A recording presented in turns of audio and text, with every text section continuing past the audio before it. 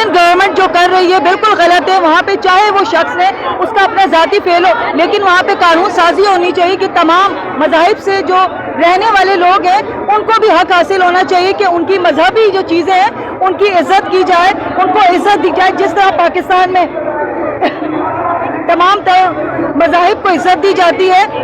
اور ان کو پوری آزادی دی جاتی ہے تاکہ وہ اپنے مذہب کو اور اپنی مذہب کی جو رسومات ہے اس کو بالکل صحیح طریقے سے پورا کر سکے, اسی طریقے سے پاکستانیوں کو بھی اور مسلمانوں کو بھی پوری دنیا میں, نہ صرف سویڈن میں, پوری دنیا میں مذہبی آزادی ہونی چاہیے. ان کی مذہبی قرآن, ان کی مذہبی کتاب قرآن شریف کی رسپیکٹ ہونی چاہیے. ہمارے نبی صلی اللہ علیہ وآلہ وسلم کا جو نام ہے وہ ہمیشہ عزت سے لیا جائے. اور اب یہ ٹائم آ گیا ہے کہ سویڈن کی گورنمنٹ کو اس کے اوپر قانونی طور پہ